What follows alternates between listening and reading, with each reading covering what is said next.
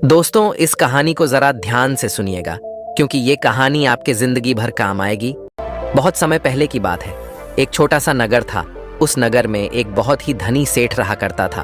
उस धनवान सेठ के पास कहने को सब कुछ था, किसी चीज की कोई कमी नहीं थी। उस धनवान सेठ ने अपने जीवन में बहुत बड़े बड़े मुकाम हासिल किए थे। उसने अपने जीवन में कई सफलताएं प्राप्त की थी। वह जिस नगर में भी व्यापार करने जाता, वहां पर भी उसे सफलता मिलना निश्चित था। वह अपने जीवन में कभी भी हारा नहीं था। उसका व्यापार भी खूब जोरों शोरों से चल रहा था। उसके पिताजी ने उसे ऐसी 4 बातें बता रखी थी जिसका वह नियमित पालन किया करता था और उन्हीं बातों का अनुसरण किया करता था, और उन्हीं बातों की वजह से उसका जीवन बड़ा ही सुखमय था। वह जीवन के हर क्षेत्र में सफल था। ऐसे ही काफी समय बीत गया और अब वह धनवान सेठ काफी बूढ़ा हो चुका था। अब उसे लगने लगा था कि मेरी मृत्यु बहुत नजदीक है, मेरी मृत्यु कभी भी हो सकती है। और वह जानता था कि उसका बेटा बहुत भोला है, बहुत नादान है, उसे अभी दुनियादारी की समझ नहीं है। इसलिए उसने अपने बेटे को अपने पास बुलाया और अपने बेटे से कहा, बेटा, मैंने अपने पिताजी से 4 बातें सीखी थी और उन्हीं बातों को मैंने अपने जीवन में उतारा। उन्हीं के अनुसरण की वजह से आज मैं अपने जीवन में इतना सफल हूँ, अपना जीवन सुखमय पूर्वक बिता रहा हूँ। उन्हीं बातों की वजह से आज मैं इतना सुखी हूँ, संतुष्ट हूँ और इतना धनवान हूँ। ना ही कभी मुझे कोई बीमारी हुई और ना ही मुझे कभी कोई धन की कमी हुई। और तुम देख ही पा रहे हो कि मैं इस नगर का सर्वश्रेष्ठ धनवान हूँ। लेकिन आज मेरे पास जो कुछ भी है मैं उससे संतुष्ट हूँ, मैं खुश हूँ। लेकिन मैं चाहता हूँ कि तुम मुझसे भी आगे बढ़ो, तुम और नाम कमाओ, तुम और धन कमाओ, लोग तुम्हारे बारे में जाने, तुम्हें पहचाने, क्योंकि हमारा समय कुछ और था और तुम्हारा आने वाला समय कुछ और ही है।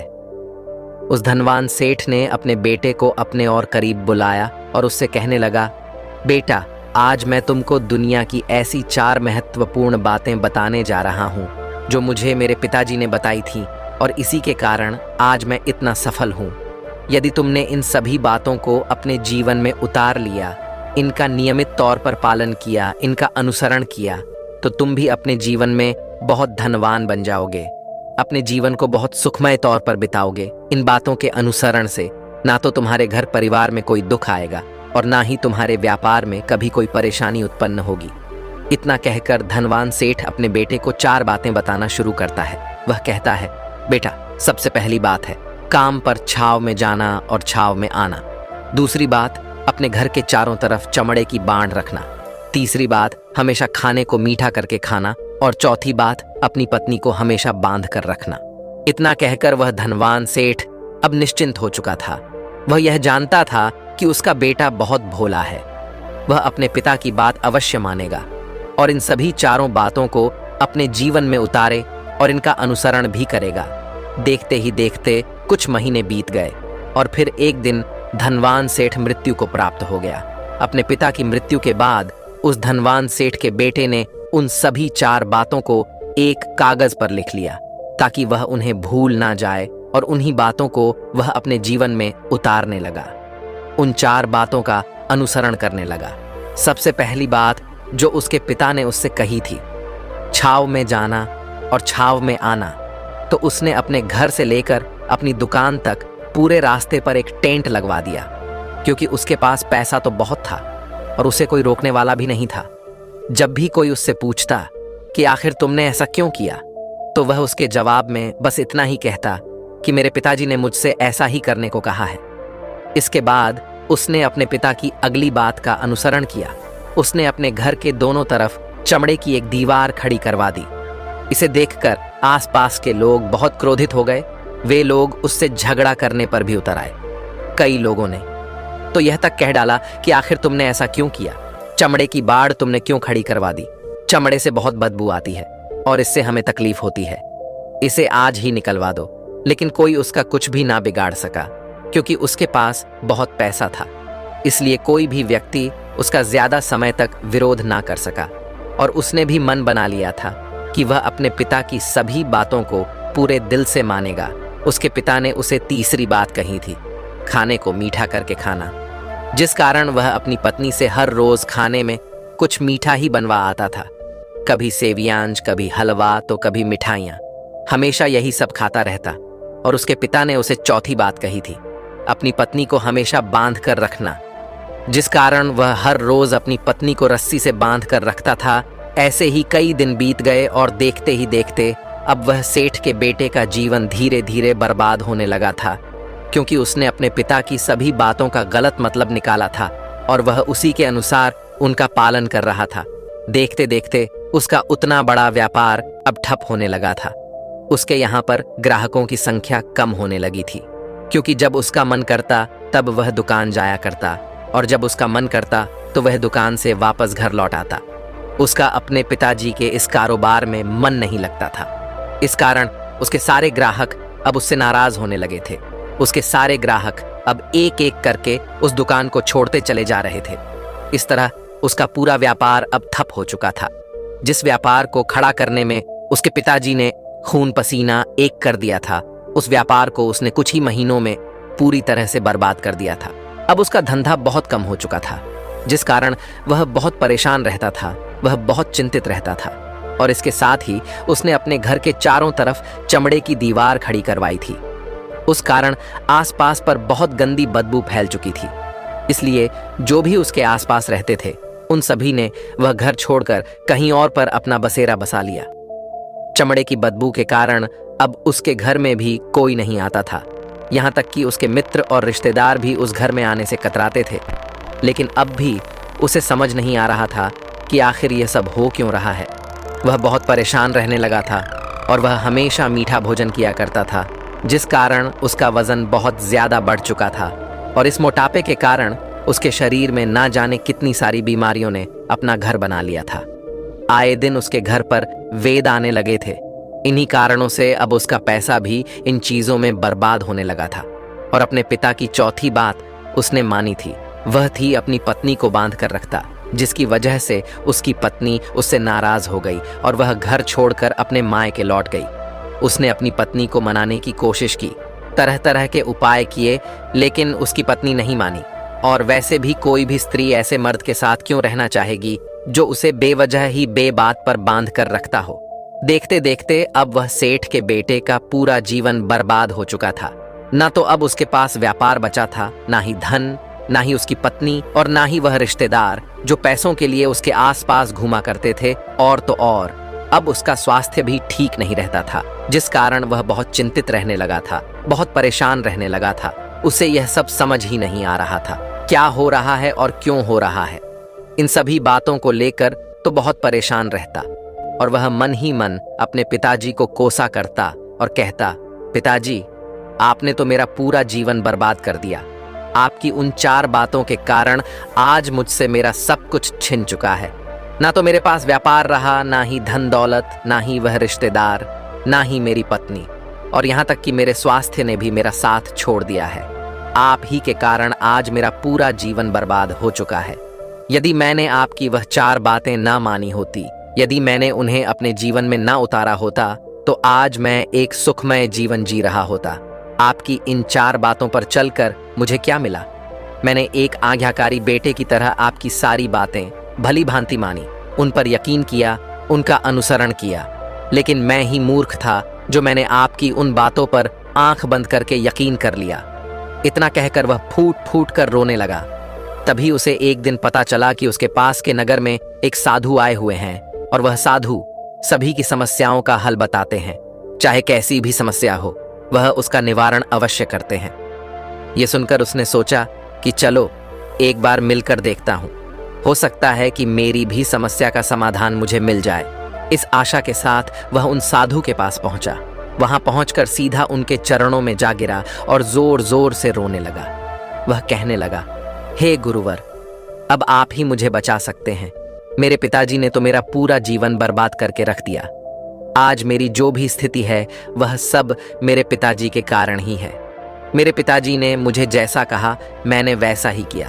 हमेशा एक अच्छे बेटे की तरह उनकी सारी बातें मानी, अपने सारे फर्ज निभाए। और देखिए मेरे पिताजी ने मेरे साथ क्या किया। मरते मरते भी वह मुझे गलत बात सिखा गए और उसका खामियाजा मुझे आज भुगतना पड़ रहा है, क्योंकि मैंने उनकी सभी बातों को अपने जीवन में उतारा, उनका अनुसरण किया। और देखिए आज मेरे साथ क्या हो गया। मेरा तो पूरा जीवन ही बर्बाद हो गया। मैं अब तक यह नहीं समझ पाया कि मेरे पिताजी ने मेरे साथ ऐसा क्यों किया। क्या मैंने उनके साथ कुछ गलत किया था? इतना कहकर वह उन साधु के सामने और भी जोर जोर से रोने लगा। तभी वह साधु महाराज उस सेठ के बेटे से कहते हैं, बेटा चुप हो जाओ, पहले मुझे अपनी सारी बात तो बताओ। आखिर तुम्हारे साथ क्या हुआ है? तुम इस तरह से क्यों रो रहे हो? तुम्हारी इस परेशानी का क्या कारण है?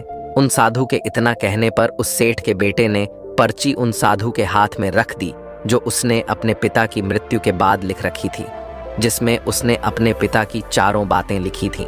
उन साधु ने पर्ची ली और उसे पढ़ने लगे, और उन्होंने जैसे ही वह पढ़ा तो वह जोर जोर से हंसने लगे, और वह उस सेठ के बेटे से कहते हैं, तुम कितने बड़े मूर्ख हो। तुम्हारे पिता ने तो तुम्हें दुनिया का सारा ज्ञान दे दिया, लेकिन तुम उसे समझ नहीं पाए, तुम उसका सही तरह से पालन नहीं कर पाए, और कहते हो कि तुम्हारे पिता ने तुम्हें गलत राह दिखाई है, तुमने गलत संदेश दिया है।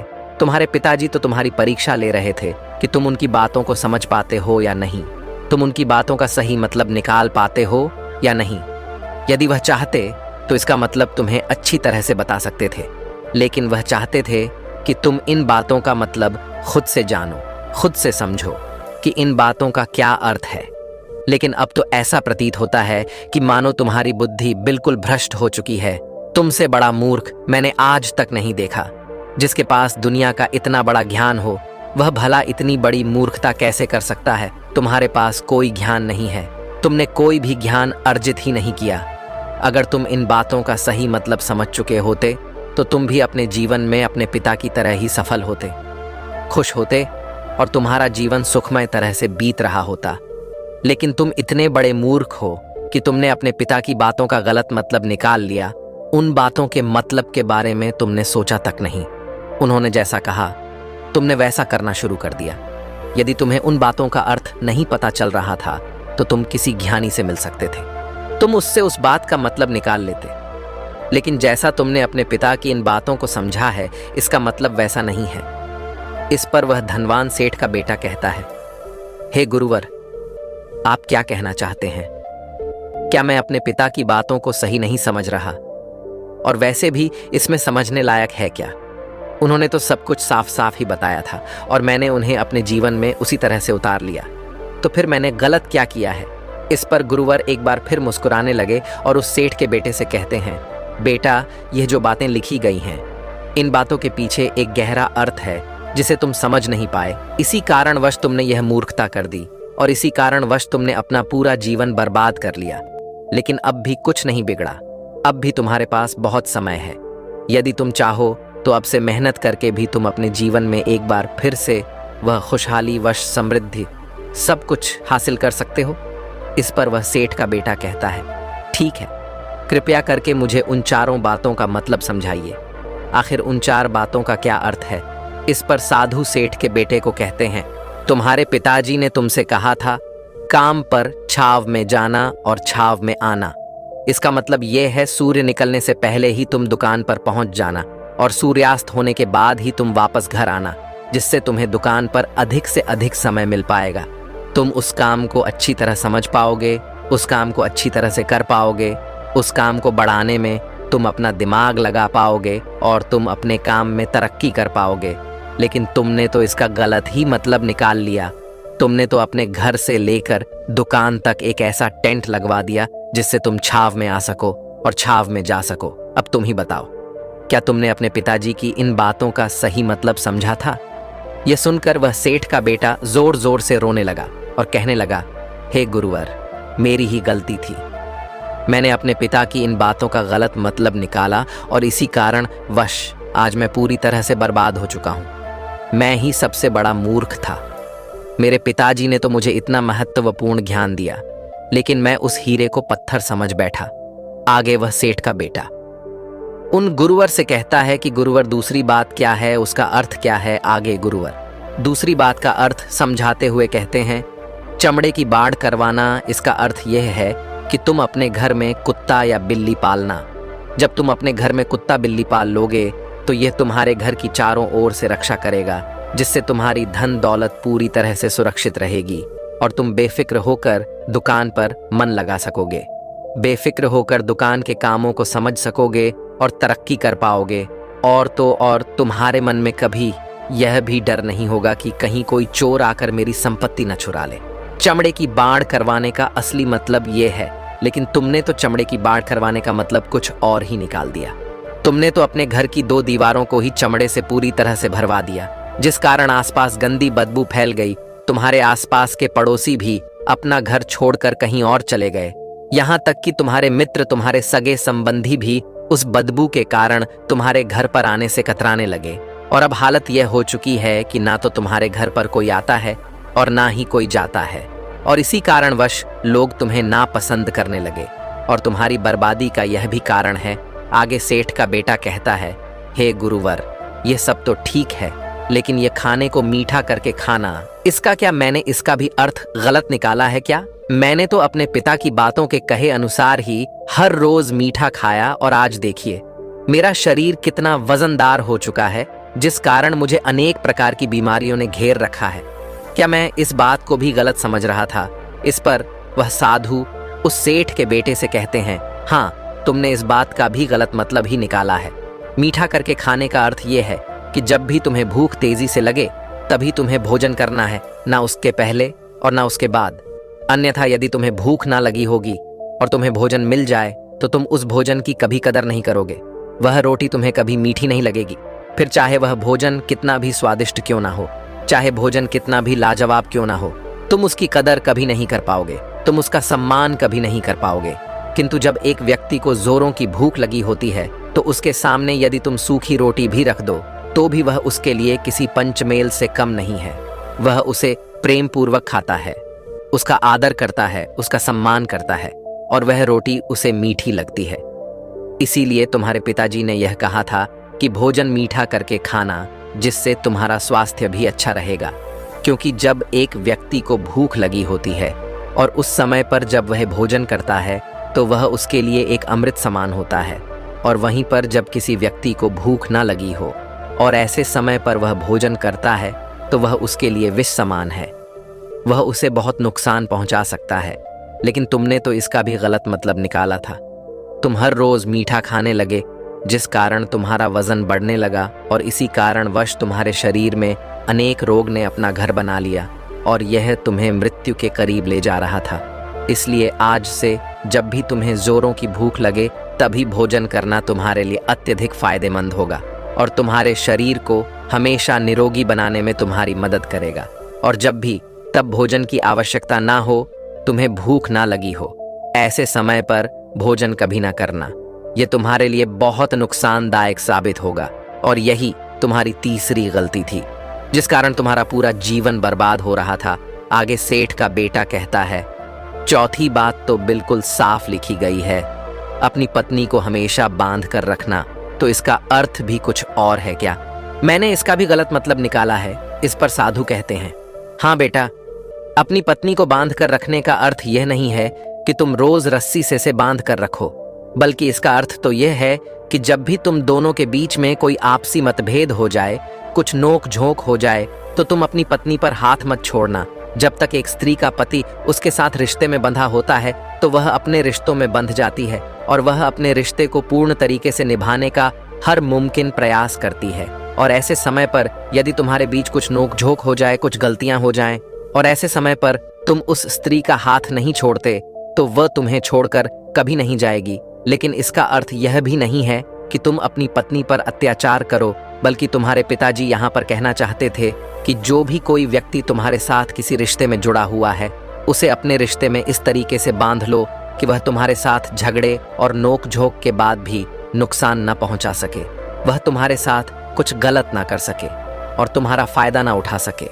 अपने रिश्तों को हमेशा बांध कर रखना, उन्हें खुला मत छोड़ना, अन्यथा वह तुम्हारे हाथ से फिसल जाएंगे। और हम में से अधिकांश लोग अपने जीवन में यही गलतियां करते हैं और अपने नए रिश्तों को कभी समय नहीं देते, जिस कारण उनका रिश्ता उतना मजबूत नहीं हो पाता और इसी कारणवश वह अपने रिश्ते से हाथ धो बैठते हैं। और यही गलती तुमने भी की। तुमने तो अपनी पत्नी को बांध कर रखा था, तो भला वह तुम्हें कैसे माफ कर सकती है? और यही कारण है कि वह तुम्हें छोड़कर चली गई। तुमने जो अपनी पत्नी के साथ किया वह माफी के लायक नहीं है, लेकिन तुम्हें अपनी पत्नी से माफी मांगनी चाहिए क्योंकि तुमने गलत किया है। इसलिए जाओ और अपनी पत्नी से माफी मांगो, उसे वापस घर लाओ। और यही वह 4 बातें थीं जो तुम्हें तुम्हारे पिता ने समझाने का प्रयास किया था, लेकिन तुमने इन सभी बातों का गलत मतलब निकाला और इसी कारणवश तुम पूरी तरह से बर्बाद हो गए। किंतु अभी भी तुम्हारे पास बहुत समय है। यदि तुम इन सभी बातों का सही से अनुसरण करते हो तो तुम अपने जीवन में एक बार फिर से वह सब कुछ हासिल कर सकते हो जो तुमने खोया है। यह सारी बातें हमारे जीवन की पूरी परेशानियों का समाधान है। तुम किसी भी तरह से इनको देख सकते हो। यदि तुम कामयाब होना चाहते हो तो तुम्हें मेहनत करनी ही होगी। सूर्य निकलने से पहले तुम्हें अपने घर से निकलना होगा और हमेशा सूर्य के ढलने के बाद ही तुम्हें घर वापस लौटना होगा, ताकि धन दौलत को कोई तुमसे छीन ना ले। तुम्हें अपने रिश्तों को कुछ इस तरीके से बांधना होगा ताकि वह रिश्ते तुम्हें परेशान ना करें, तुम्हें तकलीफ ना पहुंचाए, तुम्हारा फायदा ना उठाए। और हमेशा एक अच्छा और स्वस्थ भोजन करना जब तुम्हें भूख लगी हो, ताकि तुम्हें जो भी सांसें मिली हैं तुम उसे खुशी खुशी जी सको। और अपने रिश्तों को हमेशा बांध कर रखना, उन्हें खुला मत छोड़ना, अन्यथा वह तुम्हारे हाथ से फिसल जाएंगे। और अपने घर में अवश्य ही कुत्ते या बिल्ली को जरूर पालना, ताकि तुम्हारा धन हमेशा सुरक्षित रहे। इन सभी बातों का अपने जीवन में अनुसरण करने के बाद तुम अपने जीवन में सब कुछ एक बार फिर पा सकते हो जो तुमने आज तक खोया है। और हो सकता है कि तुम इससे भी अधिक उन्नति कर पाओ, इससे भी अधिक समृद्धि पा सको, अपने जीवन को खुशहाल और सुखमय बना सके। इतना कहकर वह साधु शांत हो गए और सेठ का बेटा भी अपनी सभी गलतियों को समझ चुका था। उसने उन गुरु को प्रणाम किया और वापस अपने घर लौट गया। उसने उन सभी 4 बातों को अपने जीवन में उतारा, उनका सही सही अनुसरण किया। उसके बाद से उसके जीवन में सकारात्मक प्रभाव दिखने लगे। वह एक बार फिर से अपने व्यापार को खड़ा करने में सफल रहा। वह एक बार फिर से अपनी पत्नी को घर लाने में सफल रहा और देखते ही देखते उसका जीवन सुखमय और आनंदमय हो गया था। तो दोस्तों, मुझे उम्मीद है कि आपको यह आज कहानी पसंद आई होगी और आपने इससे कुछ सीखा होगा। कहानी के बारे में अपने विचार आप हमें नीचे कमेंट बॉक्स में कमेंट करके बता सकते हैं। जाने से पहले वीडियो को लाइक करें और चैनल को सब्सक्राइब जरूर करें। तो चलिए मिलते हैं ऐसी ही कोई नई कहानी। तब तक के लिए अपना ख्याल रखें। धन्यवाद और नमो बुद्धाय।